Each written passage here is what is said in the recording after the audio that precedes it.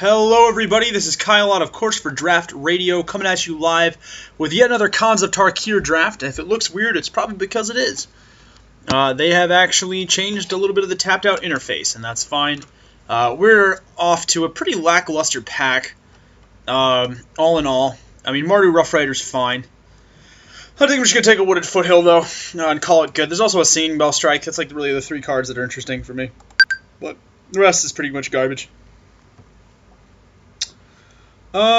Next we take Tranquil Cove. There's also Chief of the Scale. I like Chief of the Scale most of all out of this pack. Premier 2-drops like this are pretty easy to come by. I mean, if I want to play 5-color, I can just take Tranquil Cove and just profit, but I want to try something different. And then we get past a Bear's Companion, and then I take that, and wish that I had taken the Cove earlier. Good work, team. Pretty sure the trick is just Pine Walker here. I mean, Pine Walker is insane. Kiru Lich Lords is fine, I guess. The interface is making the pictures come up a little bit slower than I'm used to, but that's okay. Really, though, I could just take like a Thornwood Falls and like plan on going maybe Temur. I think I'm okay with that. I've already got a green-red split in the form of my Wooded Foothills, so that's good. I definitely think I want green to be my base color, and I don't have the white activation cost for Leaping Master, so I'm going to take Highland Game. Tormenting Voice is quite good, though. There's also a Bear Punch, which I'm going to take. Savage Punch, for those of you who are not familiar with the nickname of this beautiful card. We'll take the Bear Punch. And then Force Away or Snowhorn Rider. Snowhorn Rider is one of the premier cards in this. Although I do think I just want one more way to reach out and touch somebody. I like being able to interact with the board, especially low-cost creatures like this. Force Away is great. So hopefully we'll get like something of similar quality later. But I'm going to go ahead and hide this Chief of the Scale. We have a 2-drop, 2 really nice bombs, 2 split lands, and then 2 ways to reach out and touch people. So it's a pretty nice way to like start the draft, in all honesty. And a Sagu Archer is perfectly fine. As is a Hooting Mandrills, which I will absolutely take here. I will just simply take the Shambling Attendants because Bloodfire Expert is not that good. And I have no interest in playing against Shambling Attendants. So, maybe that's poor drafting. It's very possible that it could be poor drafting. But in all honesty, I think I'm just ready for, you know, big things. Big things. I mean, if we can get a couple more morphs and like some secret plans, I wouldn't be opposed to doing that draft. I haven't made like the morph deck work yet. I haven't even really tried. I'll be honest, I've been on the 5-color kick the whole time. But we're doing pretty great for 3-color. We've got 1 really nice firm base color, 2 split lands, 2 ways to reach out and touch people. Hooting Mandrills is perfect. Yeah, pretty happy about that. Let's see what else happens. Woolly Loxodon is what we're taking here. Ooh, and Rugged Highland Wield. That's perfect. And Leaping Master Wield. Alright. Wow. Sweet wheels.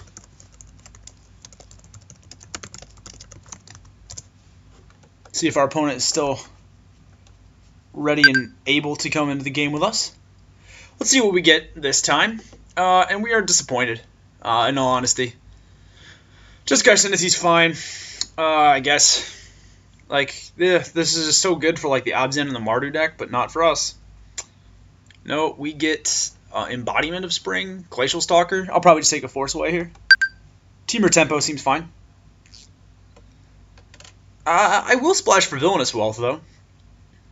Villainous Wealth seems really good. There's literally nothing in this pack that I need or want, so we can afford to waste a pick on this.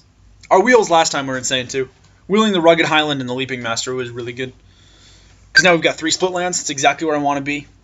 There's Singing Bell Strike, which is fine. Crippling Chill, which is fine. Bear's Companion is what I'm going to take, though. Hard to argue with just 5-drop instant board presence. If I find like a green-black split land or something like that, I'll definitely take it. Heir of the Wilds is what we're going to grab here, though. Premier 2-drop. Hopefully the image will show up eventually, and it does. Heir of the Wilds is what we're taking here. Combos nicely with our Bear's Companions. And like it's so hard to find like amazing 2-drops like that. Oh, one of our fans is saying hello. Always good to say hello to people. I'll just take a Mardu War Shrieker here. We've got a pretty nice aggressive curve and some morphs to play. So 4 mana 3/3 is pretty awesome. Yeah, power level of our deck seems fine. A couple more split lands. I'd like some hard removal other than Savage Punch. Like if I see like a Bring Low or a Burn Away. I mean, I don't want to get ambitious, but if I get an Arc Lightning or something, that'd be so sick. I think I'm happy taking Embodiment of Spring here, though, over Dragon Scale Boon. Embodiment of Spring lets me splash for that Villainous Wealth. It also lets me play something on turn 1 to hold off aggro decks and thin out my deck. So that seems fine. Crippling Chill or Longshot Squad. I've already got 2 Force Aways. I think I'd rather just have Longshot Squad. Nice strong 4-drop there. And lo and behold, we get a Jungle Hollow to help us cast our awesome Villainous Wealth. I guess I could take another Embodiment of Spring or Glacial Stalker. I think I'm going to take Stalker. I just want one more morph threat in case we do get those secret plans. But mostly I want it because it goes very nicely with our Pine Walker. So, Pine Walker is a very powerful card. It is great gain. Also, having another guy with more than 4 power at a reasonable morph cost goes really nicely with those 2 Force Aways and our Bear Punch. So, like I said though, we're a little weak we're great on mana fixing. Like I'm gonna run 1 Swamp and then run this Villainous Wealth just to see how it plays out. I feel like Villainous Wealth is insane in draft. So, I'm going to try it. I've always wanted to try Villainous Wealth. Now is a good time. I'll take Windstorm for the sideboard. I will absolutely take either Single Striker or Archer's Parapet. Which one do I want more? I think I actually want Archer's Parapet. Hold down the ground pretty nicely. Lets me get my stuff going on. Maybe that's a mistake, but I think Archer's Parapet's a great card. Especially when we're running the black activation mana, so that we can actually use it. Scaldkin is fine. I'm going to hide Scaldkin, though.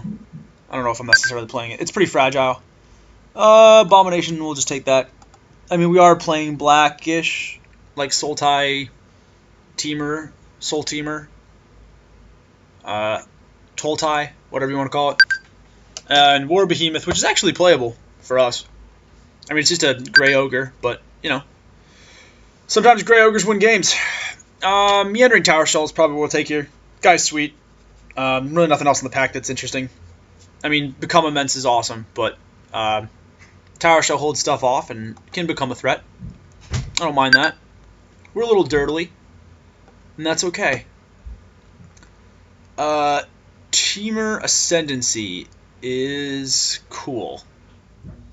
Or I could just take Dismal Backwater and ensure that I can just cast that Villainous Wealth. Because let's see here. How many creatures are entering the battlefield with more than 4 toughness? 2 from Bear's Companion, 1 from Meandering Tower Shell, and then I guess if I like hard cast Loxodon, Mandrills, yeah, Temur Ascendancy is probably what I want here. And a 3rd Bear's Companion? Be still my beating heart. Yes, please. I will take a 3rd Bear's Companion. Jeskai Charm is fine, but we'll just take Swiftwater Cliffs here. I like Swiftwater Cliffs very much. 1, 2, 3, 4, 5, 6, 7, 8, 9, 10, 11, 12, 13, 14, 15, 16, 17, 18, 19, 20, 21. So we're just looking for 2 more playables already. And that's if I don't want to play that Scaldkin in my sideboard. Yeah, I mean, like, my deck's basically made at this point. Which is really nice. I'll absolutely take Wind Scout here.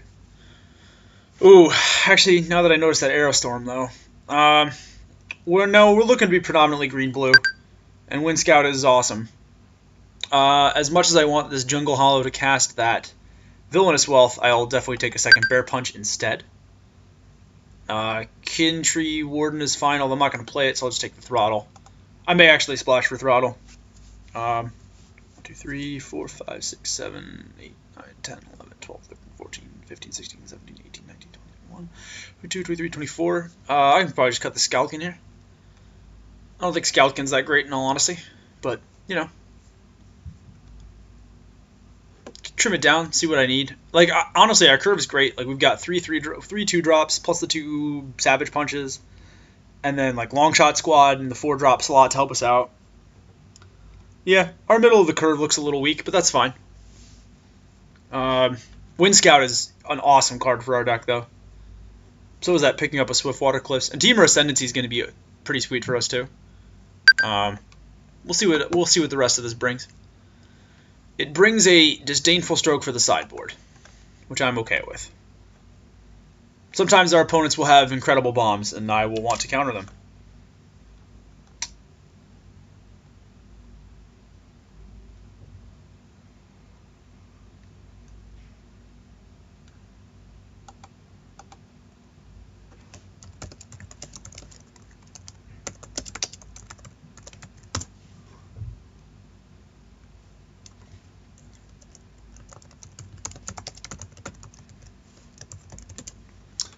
Alright, let's see what we got. Yeah, 2 Bear Punches, though. That ain't shabby. I guess I could just take Tusk Colossadon if I really want to just get some serious beef going on. I don't think I would actually mind taking another Highland game, because then I could just side out this Leaping Master for that Highland game. Yeah, I think that's what I'll do. Speed Bumps are good. Ooh, Canyon Lurkers is sweet. Nice little morph guy to go with our War Shrika. A War Shrika. Yeah, it seems solid. Plus, it synergizes nicely with our Temur Ascendancy. Hopefully, we'll wheel a Split Land. We don't. We do wheel a 3rd Force Away and a 4th Force Away. Do I want 4 Force Aways in my deck? No, probably not. I probably only want 2 Force Aways in my deck. I need to make room for this Canyon Lurker, though, somewhere. And I'm not cutting...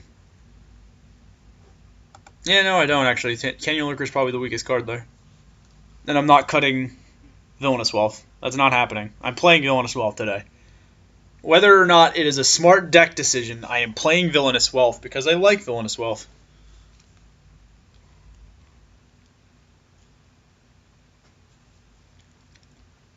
Villainous Wealth makes me happy. Glacial Stalker also makes me happy. So. And another Canyon Lurkers. Alright. So we need to make some decisions. I might actually wind up cutting a Highland game and grabbing a Glacial Stalker. Just because it's going to go better with both Temur Ascendancy and with our War Shrieker. Yeah, and we've already got a bunch of nice stuff.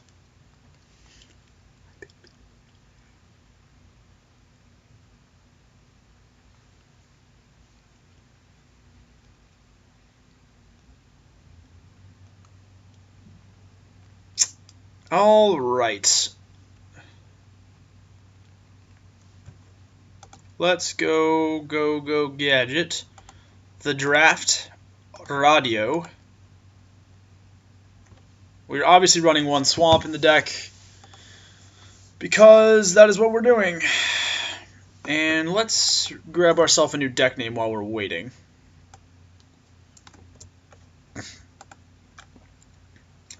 And I'm pretty sure our deck should already be built. We were building that while we were going along to take some of the downtime off of what we were doing. 17, and this is 23. Yep, that's perfect. Oh, I don't even have to math. That's just the best, man. You guys know what, man? That's the best. This is awesome when you can just do stuff like that and just instantly engage. Perfect. Got our land, got our Savage Punches, got our Force Aways. Temur Ascendancy looks like it's ready to do some stuff. Obviously, what we're going to be doing is we're going to be playing predominantly green. Now, granted, we have 1, 2, 3, 4 green sources in the deck. But even with that, I'm going to devote 10 lands to 10 forests in the deck. Or I guess 8 forests in the deck. Which gives us 11 green sources. 1 swamp, of course, because obviously that brings us to 14 land. Then we can do 2 islands, 1 mountain. But I don't necessarily like that so much. Because we do have 1, 2, 3 red sources, which does give us four red sources. But we actually have 10, so we'll just take 2 of this down. And we'll make it 4 islands.